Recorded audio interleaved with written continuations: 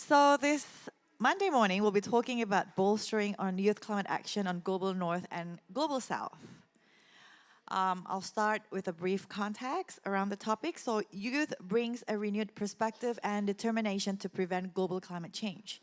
At the end of the day, they are the ones who will bear the long-term impacts of the climate change. So today we have invited youth from diverse backgrounds, each providing their area of expertise as well as their perspectives, which covering land-based education, financial inclusion, and of course, business perspective. But they have one thing in common, and that is to make the planet well and healthy. So to commence with, I will invite our moderator. Please welcome Alexa from IFSA.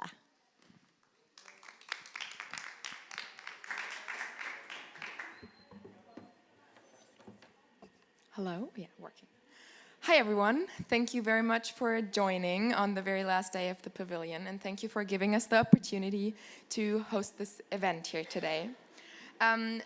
Yesterday I was at a side event and someone was introducing the session. It was also about youth empowerment and how young people can be integrated into sustainable land management. And one of the very active panelists, also a youth delegate here at COP, said, well, I'm actually tired to be asked what role young people can play in this whole discussion, because I think it's just too obvious that the youth has to play a role.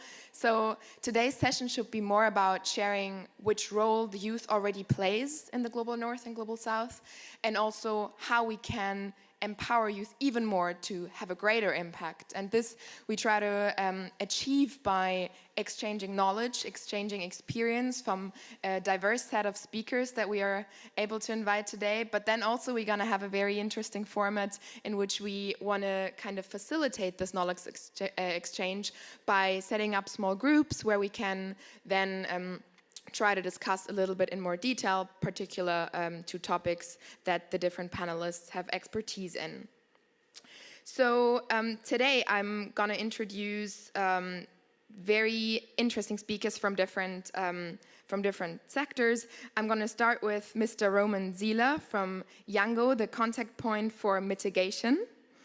Then we're gonna go on with, yeah, please come to the stage. Then we're gonna continue with Alia Nurhaliza. Alia, the Green Leadership Indonesia Batch 3. Then we have Noor Moledina, IFSA member and IFSA official 2021-2023 and YOUNGO member. Please come to the stage. I'm not sure she's already here. I haven't seen her, but we also expect Ms. Alexia Leclerc, co-founder of START Empowerment. Not here yet. We hope she will be able to join us later. And finally, last but not least, Jen Godoy, a YOUNGO member and contact point for finance and markets. Please welcome. All right, we're going to start our session with a few minutes of insights from each of the speakers, just 5 minutes about their expertise and their experience. And we're going to start with Roman. Roman is a researcher and freelance consultant on climate and energy policy. He leads the delegation of FIMCAP and coordinates the mitigation working group in YOUNGO, as mentioned. Roman, please share your insights. Thank you.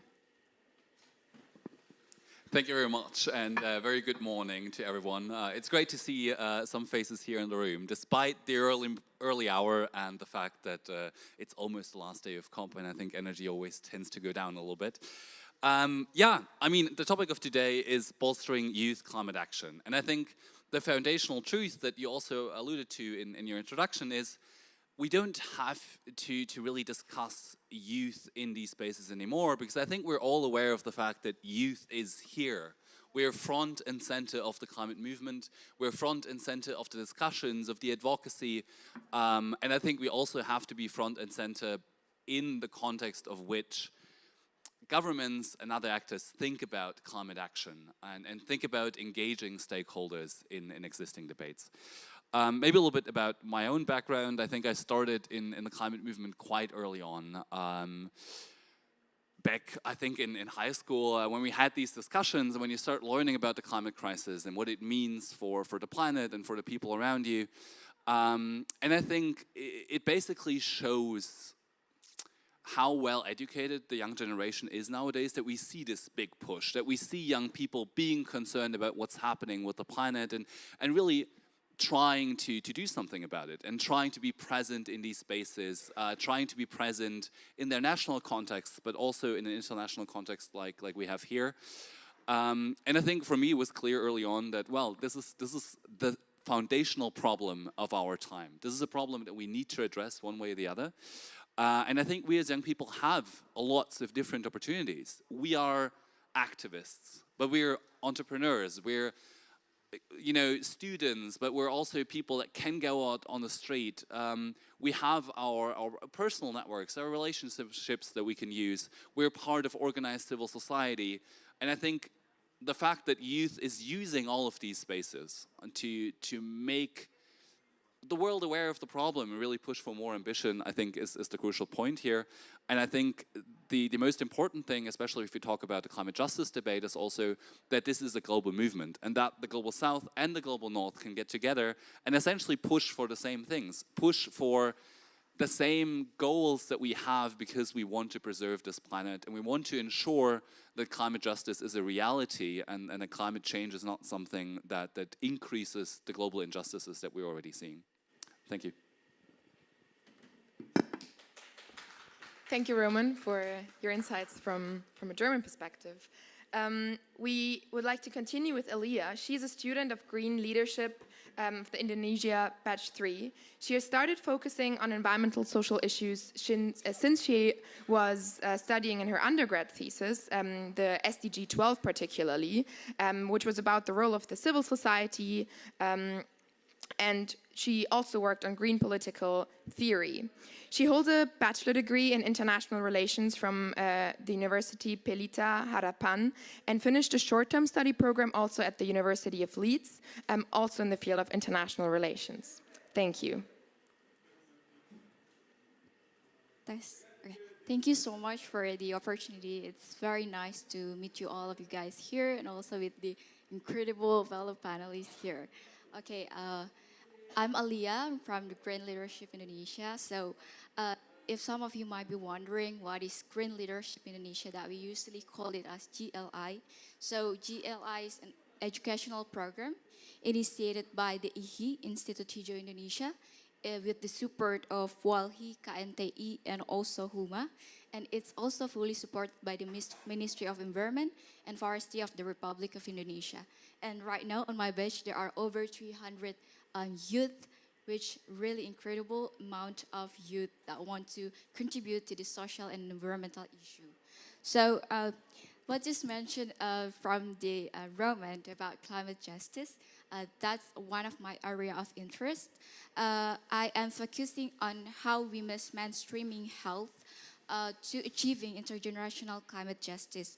So as we all know, climate changes effects such as intense droughts, heavy rainfall, and it also affected the agricultural sector.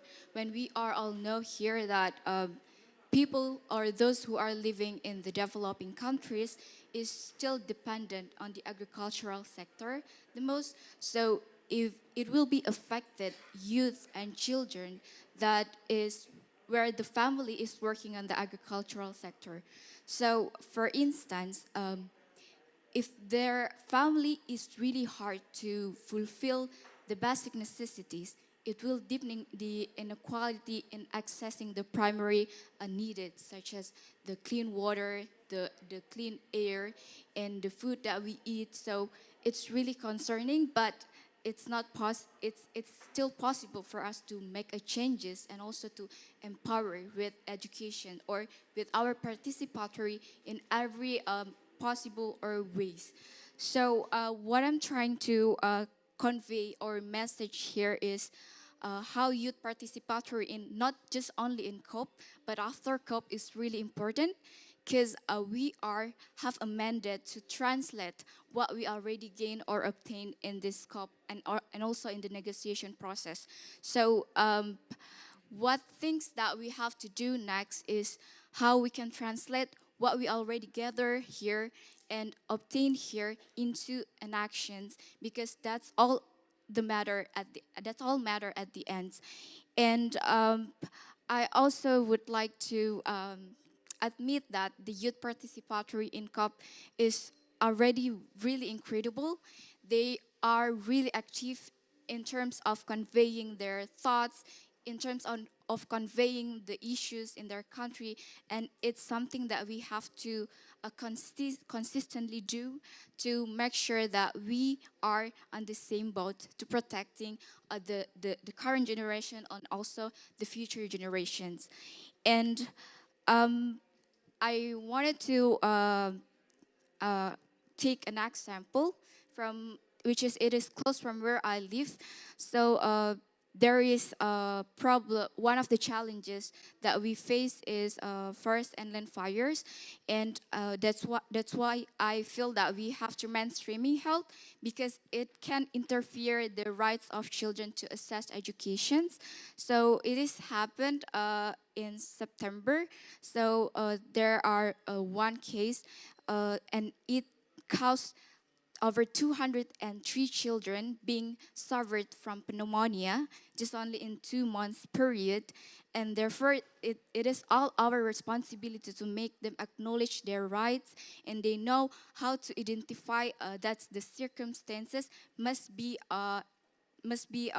improved or fixed. And one of the element that I believe that we must ensure is an education, because an education is a very basic foundation to make people know their rights and to know what they can do to change their condition and situations. So I want to call all of us here to collaborate together in every possible or project. And I believe that youth has a very meaningful participation in tackling climate change and also social issues, because if we are already have or building the same understanding, and everything can make easy, everything that we planning to do is can be easier. So we have to connect the dots, and we have to connect all of the young people, not just on the local level, but also region, and also international level. So we can make a greater impact at the end of the day. So that's all from me. Thank you so much. Thank you so much, Elia, for these very encouraging words as well. We're gonna go on with Dina. Dina has a degree in forestry, where she majored in ecotourism and forest resource conservation and specialized in protected area management. She's actively engaged in the realm of sustainable forest and coastal area conservation, utilizing her expertise in forestry. She's passionate about youth empowerment and sustainability, as we all are, because she believes it can serve as a foundation for establishing a conservation business through stakeholder collaboration. Thank you.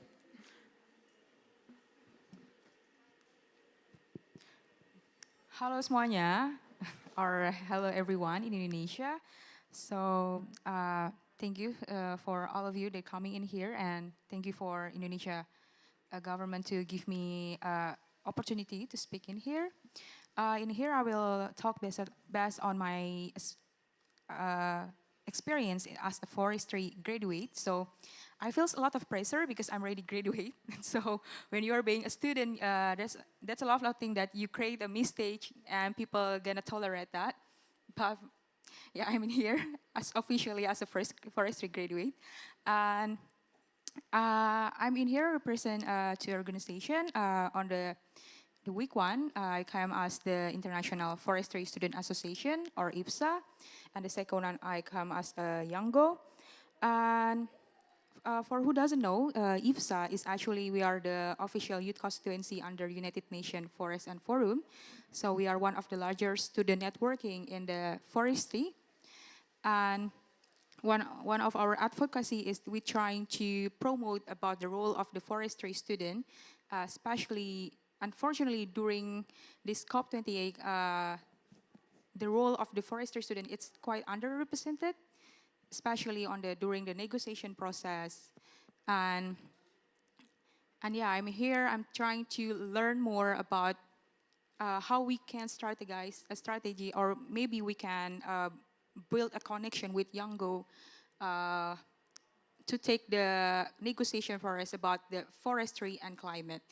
Because during on the, I forgot, there's a thematic day about the land base, if I'm not mistaken, and forestry always mention it, especially in my home country, Indonesia, about we are like, we are not, we are pioneering with the other country, and I hope that maybe next time YOUNGO and IFSA maybe have a future collaboration about that. And then I will tell about my experience, especially in forest conservation. So I'm always promoting about the role of Marine National Park. It's in Jakarta. For who doesn't know, Jakarta is our capital city and also metropolitan city. When people heard about Jakarta, they was like, pollution, like all those bad things happening in Jakarta. But we have a positive side. It is Kepulauan Seribu Marine National Park. And unfortunately, there's like a big gap, especially for everything that economical or the modern lifestyle that already happening in there. And then I think the role of youth in here, it's really important, and also the collaboration with every key stakeholder, whenever they are private sector, from government, for civil society organization, and so on. And because yeah, we are youth have a very a powerful engagement, especially on social media, especially with Generation Z. We are not get easily, sorry to say, brainwasted. And but however, we need a support too from the other key stakeholder. It's not just about the financial inclusion, but we need like a mentorship, capacity development, because we need a guidance, like how our advocacy, it's on the right place. And then I think one of the challenge from the youth organization, it is most of people when they thinking about youth organization, oh, they only interested in working on the education. And I think most of youth organization, they should focusing also on a field-based project. So it's gonna attract a lot of stakeholders to have a collaboration with them. Because based on my discussion with a lot of partners, um, they also need the program to implement on our program to on youth organization. And yeah, I mean, in here, I'm trying to encourage all of your youth organization to have a field-based project and collaborate with every stakeholder. And I hope that maybe in the future, especially for forestry student background, not just forestry student background, for youth that focusing on forestry, they can take on the negotiation process. And that's all for me. Thank you. Thank you. I really appreciate that already here on the panel we start to think about new forms of collaborations between institutions that can together maybe even increase their impact. And I hope in the group discussions this will go on, and afterwards, of course, as well. Now, let us conclude the first part of the session with Jen. He's a youth climate advocate with multiple hats in the climate action space, both on the ground and in international policy with the UNFCCC, serving as a champion for the Global Youth Coalition and as a contact point for the Finance and Market Working Group of YOUNGO. Thank you very much for the opportunity and for taking me to Indonesia, beautiful country. I hope I can visit it in person. And thank you, Alicia, for bringing us here together and talk about collaborations. I think it's very important what you mentioned, and since there is forestry is a very important topic under the NDCs on land use and land use change in forestry. I see that YOUNGO, for the ones that don't know, is the official youth mechanism for engagement in the UNFCCC processes. That means that we are a network. We're not an organization, but we're a space where all youth can come and work together to work on specific negotiations tracks under the UNFCCC. That opens the space for collaborations, and it's very important that organizations and other networks around can also come together to form common pathways so we can push in specific directions that are very important. And for the next, after we get the global stocktake draft text today and tomorrow the decision, we will need to work on now the follow-up on how the NDCs are going to be updated, and that is also very important that we bring our best practices in how youth are participating in updating those NDCs and working together with all stakeholders to identify those vulnerabilities and what needs to be done. And the fact is that we're doing a lot, not just here in the spaces where we are all across the different countries, and we can push for things that are important to have a habitable world to live, but also we are taking action on ground, and that most of the times is being invisibilized a lot, since there's small actions in communities and schools and universities. For example, I come from a university that during the pandemic and afterwards we had problems with the availability of food because all the institutional partners could not continue working, so we had to take over on that and actually build our own agroecology cooperative to tackle with that problem at the same time that we were thinking about sustainability, climate change, tourism, and many other co-benefits that comes with working together and bringing fair jobs to the people in the community. So we have very smart brains, as you mentioned, that can transmit information very fast. So it's important that in every process you at least have one youth and one elder and one from different generations, so we can have this intergenerational perspective to move forward and make the best decisions possible. So yeah, I will end up with that note, and thank you so much again for the space.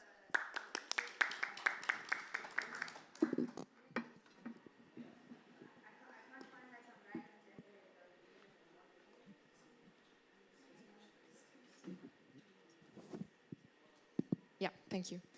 Thank you very much for your introductory statements. I think it became clear to the audience that we have a range of speakers here that come from different sets of expertise, from land-based, climate change mitigation, health, education, different sustainable development goals that you support as part of your work.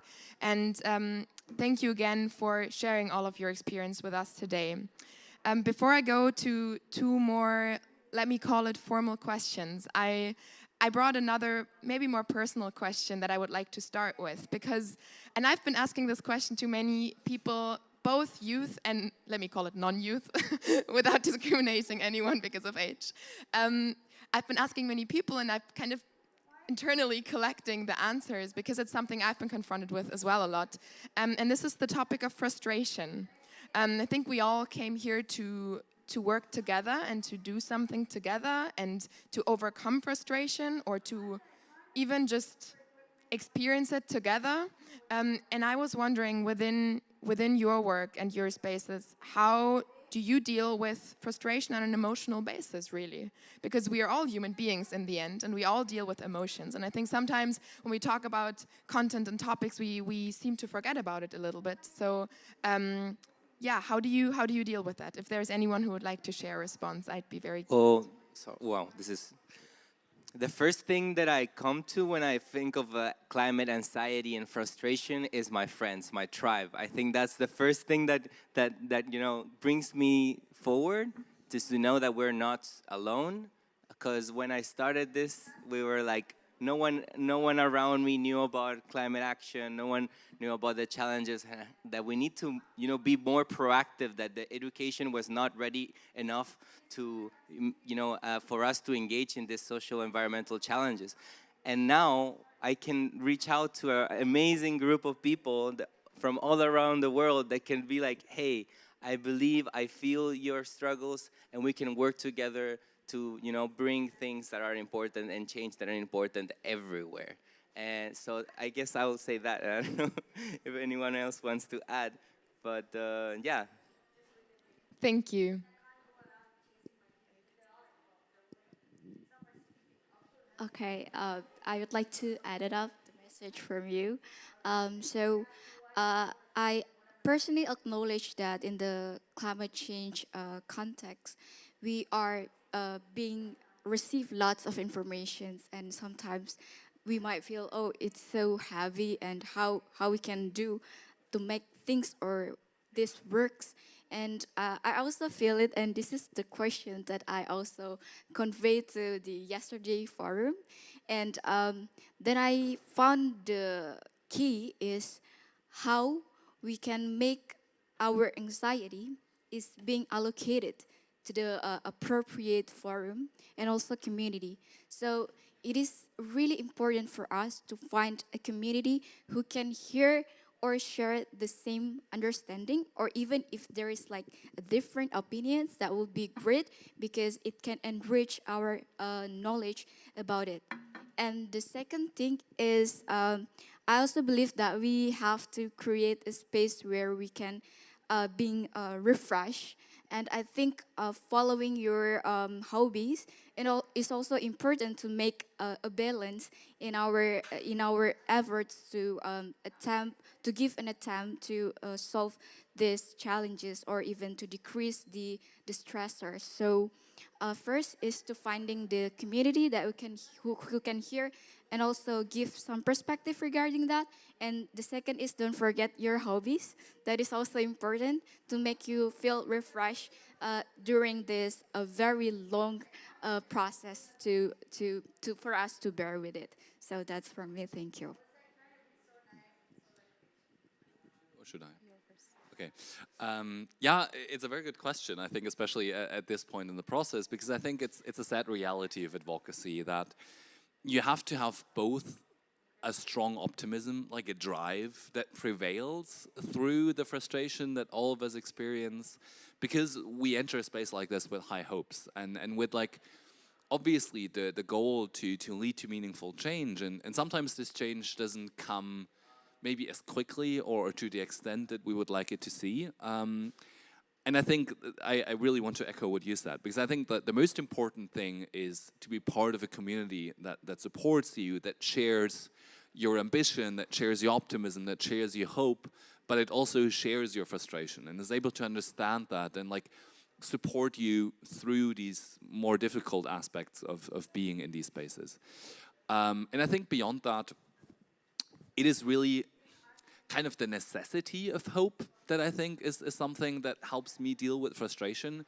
Because I think if we look at climate science and if we look at the potential outcomes of this crisis, and if we look at what could happen, might happen eventually if we don't tackle the crisis soon enough and with enough, energy, then I think we are forced to have hope. We're forced to be optimistic, because anything else would be giving up on the world that we live in and the world that we have been passing down for generations. And I think it's that necessity of hope that I think that drives the climate movement to a certain extent.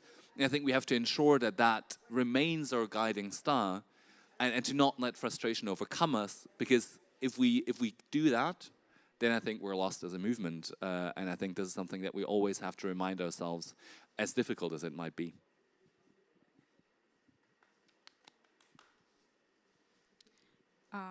In here, I want to echo what Jen said. Jen said, not Jen said. It's being proactive. Yes, it's really, really important because, when we are joining the youth organization, there's a lot of youth organization, and I think the most important it's not just staying in your comfort zone, like, oh, I'm just joining one youth organization. Try a lot of youth organization out of there and contribute to that based on your passion or expertiser. And I think I really admire Roman, because I heard that Roman joining a lot of youth organization and he's very active with that. and yeah, I think if you feel not fit the criteria of one youth organization, you don't need to worry, because as mentioned it before, a lot of youth organization in there, because I met a lot of youth organization, and there's a lot of, sorry to say, there's a lot of internal conflict in there, and they feel so frustrated because of this one conflict. They don't have feel like encouraged to empowering their voice anymore. You know, there's a lot of people in here, okay, and also I think it's really important to have a dialogue between the intergeneration, especially for youth.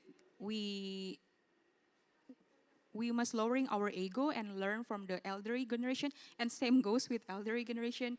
They should including us too. And yeah, basically like the dialogue between intergeneration, it's really important to prevent the emotional things and so on. Yeah, thank you. Thank you so much for allowing me to sneak in this question here. And not to exploit my position as a moderator, but what I also appreciate a lot about your bios is the connection between being active on the political level and being active on the ground.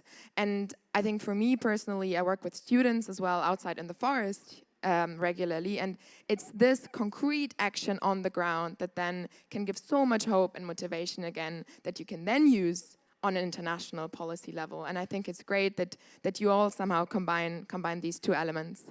Now let me go to two other questions we have prepared for you. And the first one would be, and feel free to jump in, whoever would like to start replying. So what do you, one second, that's for the group discussions later.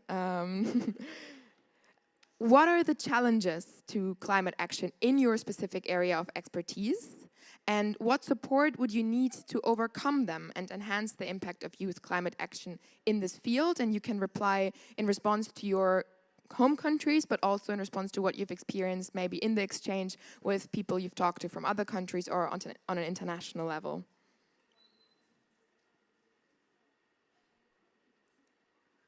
Okay, maybe I can start. I think the strength of youth is most effective if we give young people the space to get together, the space to collaborate, the space to create organizations, to create spaces in which we as young people can be active. And I think this is both the foundation of effective youth involvement and sometimes the barrier in a lot of different ways. Sorry. In a lot of different ways. I think young people have to balance a lot of things, be it, you know, school, university, education, your family, like all these spaces. And I think we need to ensure as a society that we allow young people the space and the opportunities to self-organize, that we allow them, for example, in their school, in their local community, to have the space to create something themselves, because I think young people have this incredible ability to build new things by themselves. And I think this is something that comes from my own experience. I'm here for a large network of youth organizations around the world, and all of our youth organizations with millions of members are driven from the base up, from local groups in which children and young people organize. And through this organization, without the involvement of adults at any point, we managed to build up a network of millions. And I think this is the strength of youth, that we can stand together in our local communities, but up to the global level and can work together on things. And I think we need that space. And we need all the foundations of an effective engagement, because of course, it's space, it's time, in some cases it's also things like funding that, you know, are not exciting to talk about, but it's still necessarily, you know, form like a foundation of being able to do these things. And I'm aware that, for example, me as a European person, I'm quite privileged, because there's a lot of funding availability, there's a very strong culture of self-organization, especially in my country, in Germany. And this is something that we can use, but I think this is something that we need everywhere in the world to give people the freedom to kind of use their talent and their energy to the best possible way. And then, of course, the space also translates to all political levels. I think policymakers have to understand that young people are able to form their own opinions, are able to engage by themselves and really become experts in their respective fields. And I think young people get frustrated if they realize that they hit a ceiling somewhere, that they're organizing, that they're educating themselves, that they're trying to do more and more, but then they don't get the access. Or maybe there's no meaningful youth engagement. Maybe there's young people sitting somewhere, but they're not really part of the conversation. And that's something that frustrates young people, and it takes away this energy that could create so much. And that's why I think we need to support young people in self-organizing, need to support young people to really give them the freedom to be the change in the world that we really need to see. Cool. Can I add up a little bit on what he said?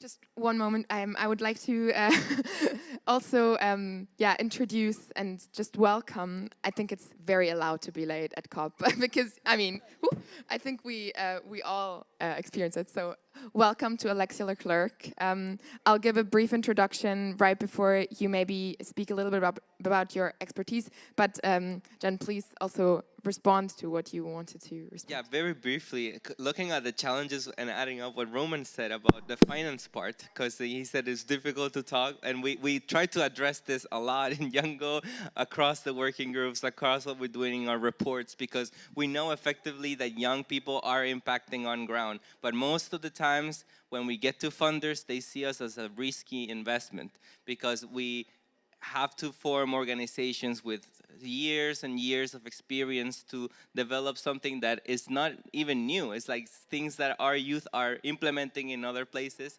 that are proven to be useful, and we need to like trust more, I guess, on the new generations and the power that they can do, because they're informed and they're prepared to implement those solutions. And yeah, facilitate more of those structures for us to systemically keep engaging. So yeah. Thank you.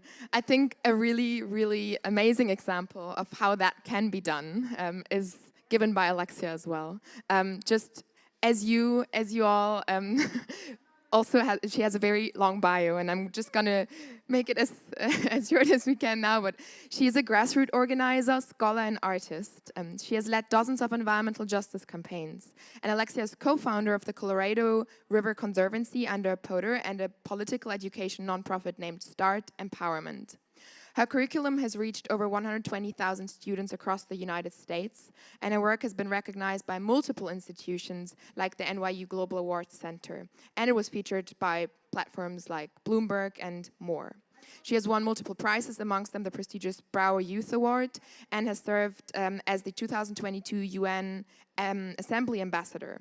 Alexia graduated from the New York University and is currently a graduate student at Harvard University. Would you like to share your experience just very briefly like we've done? I would like to give you the floor for this as well. Maybe a few notes on how you deal with frustration, and then we move back to our discussion on what the challenges are that you currently face in climate action in the youth space. Thank you all for having me. Sorry I was running a little late. I live 1.5 hours away.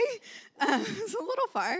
But yeah, I'm a grassroots organizer based in Texas in the United States, and a lot of the work that I do is youth-led and includes, young people going door to door in our neighborhoods and working with community members and figuring out what are the most pressing issues in our communities, and then from there, figuring out what the strategies are and what the different tactics are, and then figuring out how do we build more people power, whether that's through policy, whether that's through protests, through education, etc., to then build up a campaign. And specifically in Texas, we have a lot of oil and gas, and so we've been fighting a lot of the different petrochemical industry and investments that's been causing a lot of harm in our communities. And yeah, I don't know, I feel like I'm so honored to be working with so many incredible youth, because I think despite all the barriers like the ones y'all have mentioned that are in front of us, funding, space, leadership, etc., I just see this determination in young people and this creativity to disrupt the status quo and to continuously innovate and fight for justice and liberation for our communities. And so I'm really honored to be on the stage with such amazing young people and to be part of this youth movement for climate justice. Thank you very much. Let's go back to our discussion about, I'm just going to repeat the question so you can follow as well. What are the challenges to climate action in your specific area of expertise, and what support would you need to overcome them and enhance the impact of youth climate action in this field? We already had Roman sharing some insights from his expertise. Is there anyone else who would like to respond or mention a few more things about the challenges they experienced in their fields?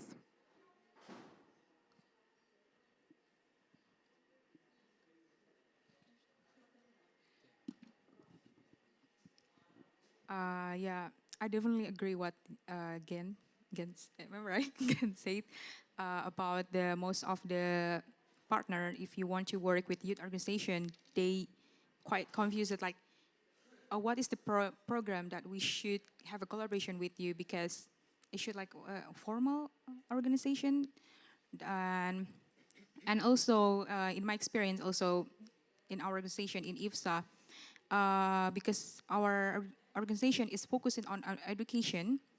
And as I mentioned it before, it will be great if some of organization, they have like field-based project. So some of, maybe, I'm not sure, like private sector or government that have their program, and this youth can be part of that. Or maybe the some of private sector, they have like a corporate social responsibility program. I think it will be great if they have one of the youth improvement program, because most of that youth is including in here. You know, it's not about youth washing, okay, but it's about they train the youth to be have a skill that may be very important in the future, and it will be great if they also contribute this sector in preparing them in here. Yeah, that's it. Okay, I would like to add it up from all of those panelists. I really want to encourage all of the youths to create more project that can build the capacity building, especially those youth that living in rural areas. Because I personally coming from the rural areas, and I found they actually have a willingness, but maybe the information is not received well by them. Therefore, one thing that maybe I want all of us to work together is to make sure that the project, the initiation could be also empower the young people who are living in the rural areas. Because I personally see that those people are want to contribute, but maybe as just Roman said, there is a limited space. So therefore, we have to expand more the green projects or another projects that maybe can cross community. So maybe my approach is held, and then maybe Dina is in the forest area. I think it's gonna be great if we can create a creative project that can cross community. So all of our objectives can receive in at one time. So yeah, maybe more decentralize our efforts and attempts, so the more youth can also contribute to what we are working on together. So Thank you, Elia. Picking up the note on having limited space and also bridging the gap between working on the ground and working on the political level, I was wondering whether or how they run, if they exist, whether you have youth constituencies or delegations dedicated to climate action in your countries, and if not, what the insights could be for to give to your government, how this could be set up, where space for youth integration into policy making can be created, and if they exist, whether there's anything that you think is running well about them or not well.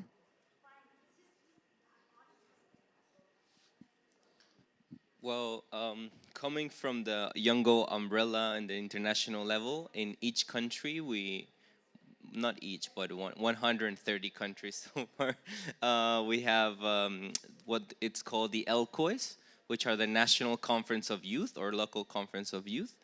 And essentially, it also serves as a kind of an umbrella of organizations that come together to make a conference. In my case, in Chile, we use this effectively to get to the government and engage in public policy done in Congress as well. They have officially recognized us as a space for young people to provide inputs for laws that are coming and public policy.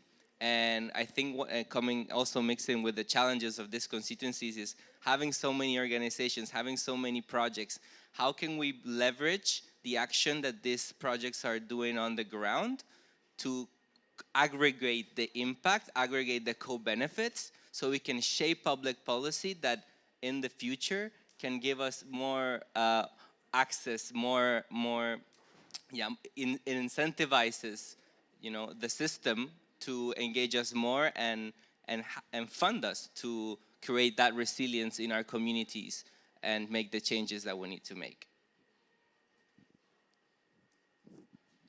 I can go next. So I come from the United States, and we also have an LCOE conference, which I think is very useful, and we always come up with kind of like our statement of documents of like what the policy demands are for the youth.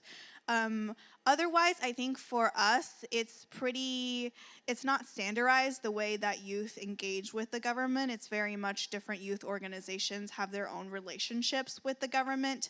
And then I think there's also so many different sectors of the government, right? The folks that are engaging in the international, UNFCCC space is not the same offices that are engaging with federal politics or, with state politics. And so I think because it's such a big country in that way, it can be challenging, but at the same time, it gives us the opportunity because there's so many different levels in which you can engage and put pressure on the government. And I know there's actually been discussion among youth in the US for like creating an advisory board specifically for youth voices to be heard in the international negotiation space in regards to the climate change, because I know for some of our different agencies, like the Environmental Agency, even for the White House, there's different advisory boards that, focus on climate and focus on environment that consist of different activists and local actors, but oftentimes there's maybe like one young person on the board, and so really to get more meaningful youth engagement, we hope that we can work with the government to be able to open those doors and have more access and even potentially help with like getting access to badges, especially for youth in frontline communities. I think the US obviously is, a big, rich global north country, but even within our country, there's such large inequalities, right? Like, I have community members that live 20 minutes away from me that don't have access to clean water, and sometimes it's the people with the access to most privilege that are able to come to spaces like this. And so I think the government can definitely play a bigger role in kind of like ensuring that young people, especially young people from the front lines, have access to come to spaces like this, to follow the negotiations, to be a part of policy making and implementation.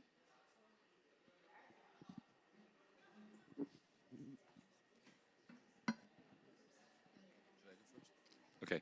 I think what's important in this regard, and maybe I can like come also from the global to my national level context, we've been thinking about youth delegate programs in the German delegation for a while, and this year is really the first where we actually have some young people in the delegation.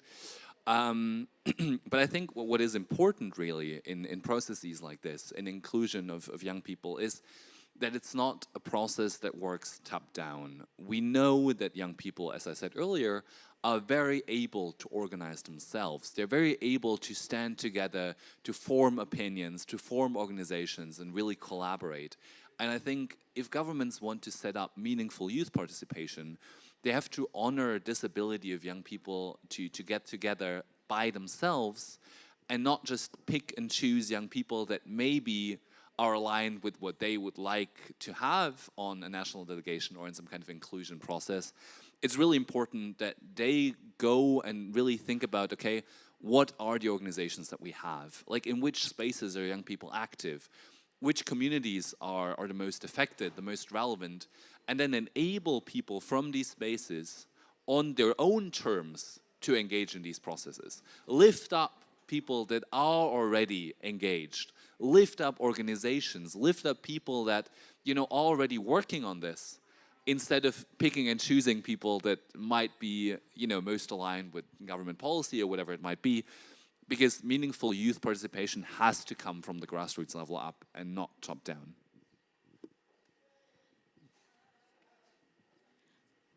Regarding, is there any youth constituency or delegation in Indonesia? Please correct me if I'm wrong. If I'm not mistaken, we don't have like kind of officially a UN delegation, especially for youth in Indonesia. Most of the UN delegation, it was a partner organization like ALIA with the Green Leadership Indonesia with our Ministry of Forestry and Environment. And based on my experience, it's really challenging to get involved in the UN delegation and representing Indonesia. I mean, in here, most of my UN delegation is representing my youth organization. And I think it would be great if one of each ministry have like officially, not just partnership organization, they at least send one delegate, and it's open to the youth, not that they are not working in the government sector, so they have to change. And we need a youth that from a different perspective, especially they are not working in the government sector too.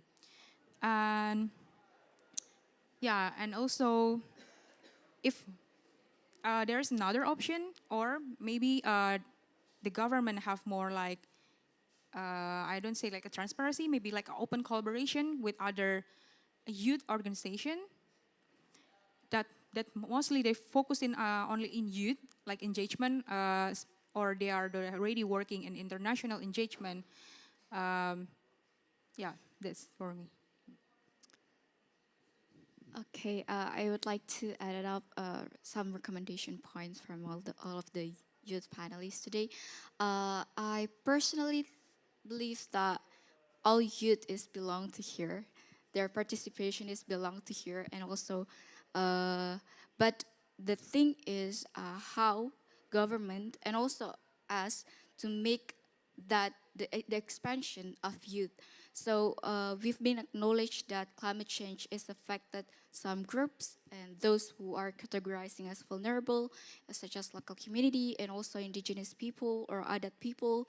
So I personally think that government must take into account how to make the youth representative from that groups could be attend a COP and also being involved in the negotiation and also policy making process, because hearing from people who are experience the climate change effects at most would be very giving the best input of the policy making decisions process. So that's what I try to send. The message here is to leverage the participatory of youth, especially that coming from the vulnerable group. So yeah, thank you. All right, thank you very much for these insights. And I wish I could open up the discussion for and the questions for the audience, but we actually have maybe a format that will allow to dive even deeper into discussions in a bit smaller group setting. So we're gonna divide the audience into 5 groups now. And there's going to be 2 questions you can discuss with a topical focus that I will read out in a second. We're going to have a 10-minute discussion within the groups. And then in 5 minutes, we're going to go through the groups and quickly have one presenter that summarizes the points that you came up with. And then we're going to have a short wrap-up. And I'm sorry, we only have 10 minutes for this now. But I'm sure we're going to still be able to have nice discussions and also continue them after the session ends at 10:20. So the 5 topical focuses are going to be land-based climate action, energy and sustainability, and I'm going to just say already where they're going to be. So land-based is going to be here in the front. Energy and sustainability is going to be in the corner. Education and partnership is going to be somewhere here in the front. And then financing for youth in that corner, and health and Indonesia youth here in the front. We have some co-facilitators that will be kind of guiding and moderating the group discussions. And I'll hand over 2 questions to all of you. The first one is, what do you expect from the government and private sector to support youth on your expertise in climate action? And expertise is meant the focus of your group.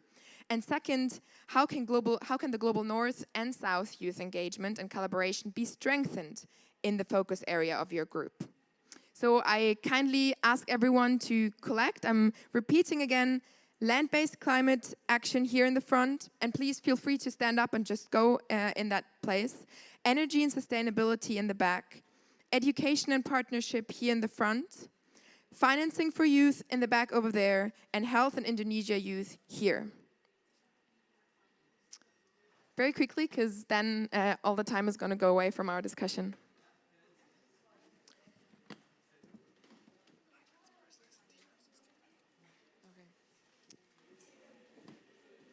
Okay, unfortunately, we have to skip the finance for youth. So please, because the moderator is not here, so please gather in the other topics. So instead of having education and partnership in the front, we're going to have education and partnership over there. So land-based climate action here in the front, energy sustainability over there, education and partnership over there, and health and education, health and Indonesia youth here in the front. And feel free to also join the groups if you'd like. Otherwise, you have a small break of 10 minutes.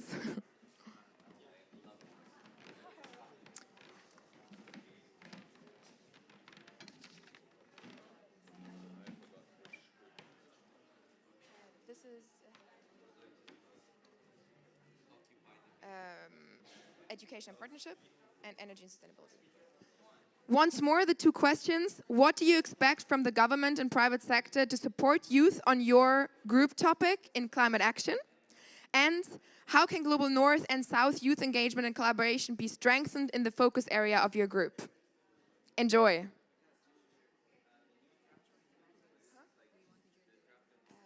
think I'm just going to go around.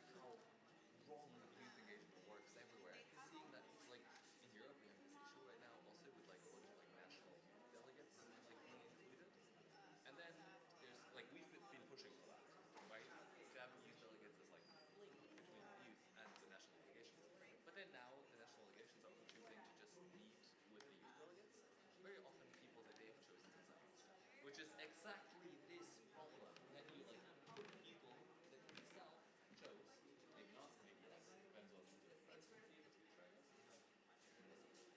And are like, yeah, these are the people speaking for youth now. All the independent bottom-up organizations, screw them.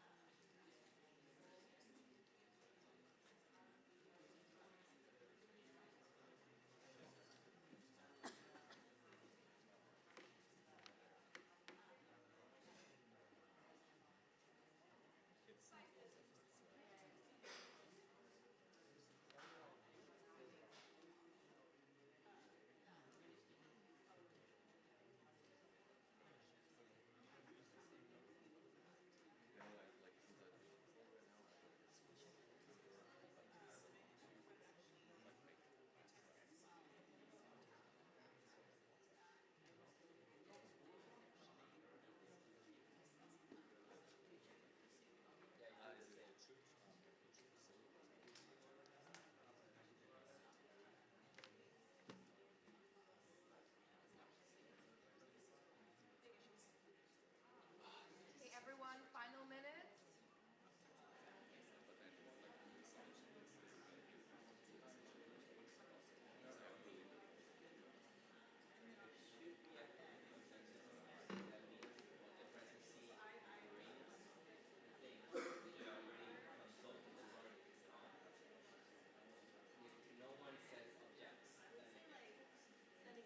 We need to identify authorities.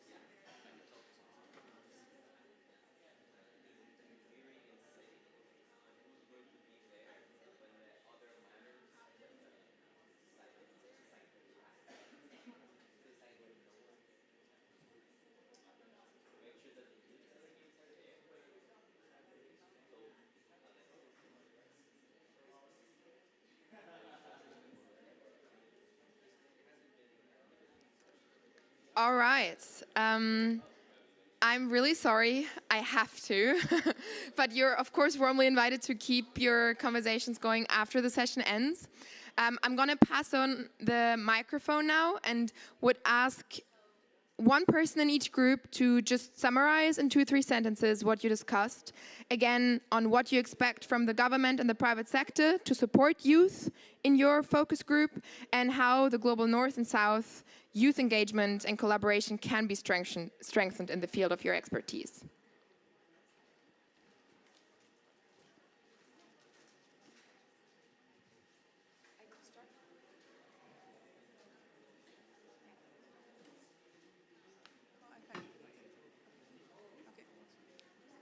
Okay, we start with health and Indonesia youth, right? That was here in the front. Good morning. My name is Nega Dorin. I'm from Uganda. In our discussion on the nexus between climate change and health, and together with the role of Indonesian youth, we have been able to draw insights that for the past 27 COPs, health has been a footnote in climate change discussions. But at COP28, we have been able to see health is the change of climate change. And in here, to drive the agenda forward, we have been able to discuss on collaboration between the governments and from the global north and the global south. The second recommendation we have been able to put at the front is that national governments should have national funds for implementation. And this is by bringing health into the nationally determined contributions of each country. Furthermore, we have been able to discuss on the role of private sector partnerships in order to drive the agenda forward. Our sixth recommendation has been on educational programs in order to start the conversation between the nexus between climate change and health, not only from the global north and south, but also including young people in the discussion from Indonesia. Our sixth recommendation has been legal partnership between the government and the youth in Indonesia. In conclusion, what we are asking for is more action and less talking. Thank you. Thank you.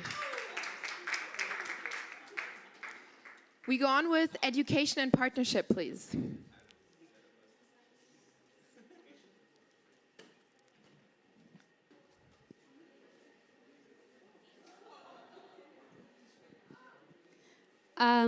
Hi everyone. So in our group we talked about, the first question we talked about education for children, which should be key and included in terms when you're talking about climate education, young children should also be involved.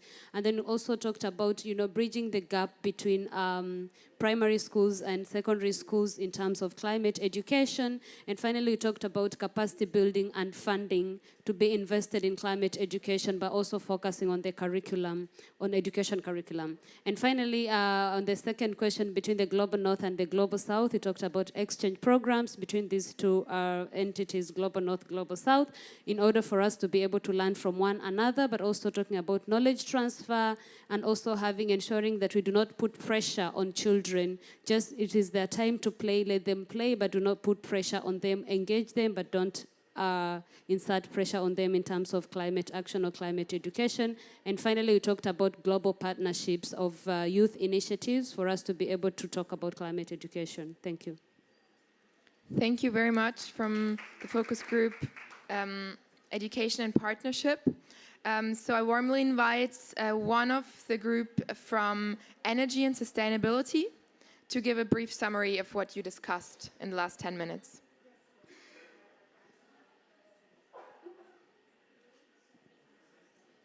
Would you mind passing over the microphone, please? Hi, thank you. So, yeah, we had a really interesting discussion. We had a real diverse group with people from Philippines, Ghana, Nepal, Indonesia, and myself from the UK, so that was really interesting. We spoke first about what you expect from the government to support youth and expertise in climate action with regards to energy. And we spoke about establishing training centres across some different countries to make sure that there is competent training. For example, in Ghana, there is lots of interest in solar, but young people could be trained to be more competent and understand how to install that sort of thing. Whereas in Nepal, for example, there's not so much solar consumption, and there are already some youth networks, but they could be expanded more. We also spoke about how can the Global South and North collaborate more strongly, and we spoke mainly about technology sharing in this space. So again, going back to Ghana, where we have lots of sun, compared with some places in the north, like where I'm from in the UK, where it is not sunny at all, we should really be sharing the technologies a lot more transparently and making sure that everyone has access to that for the better of all. And that's all. Thank you very much. And last but not least, the land-based climate action group. Please summarize very briefly. Okay, everyone. Where is?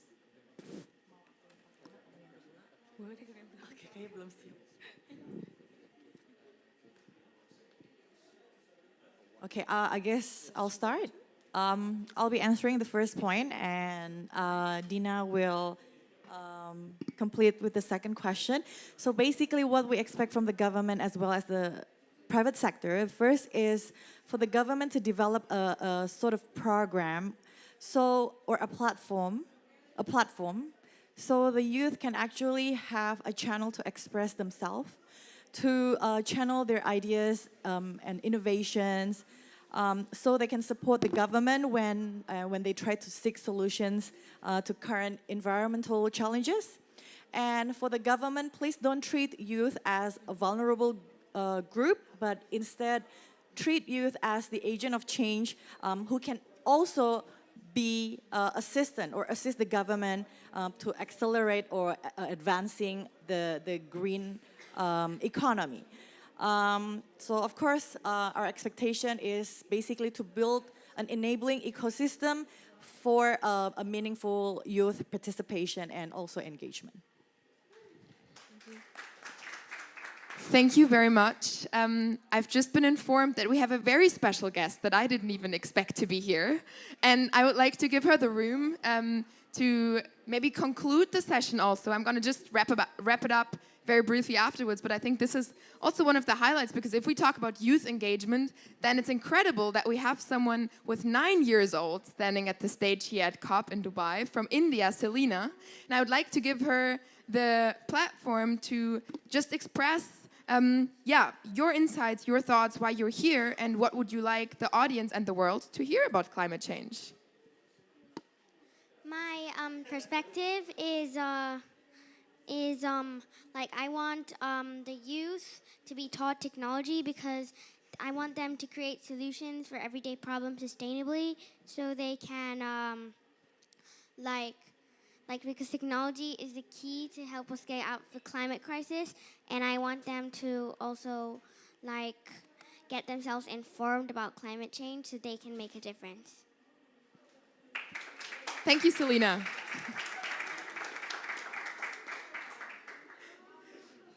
Very proud. I don't know whether I would have been courageous. No, I wouldn't have been courageous enough to do that at your age. So thank you for giving us a very young voice here as well. I'm sure everyone in your age appreciates a lot that you spoke up for them today. Well, let me sum up very, very briefly at the end in the last minute. I think we have seen that there is an incredible activity going on around the globe, in the global north and the global south, to engage young people in policymaking and on-the-ground activity. We said that we want to connect the youth in global north and south more. And we here, as participants of COP28, we have a mandate to translate what we obtain here into action wherever we come from and wherever we are active on this space.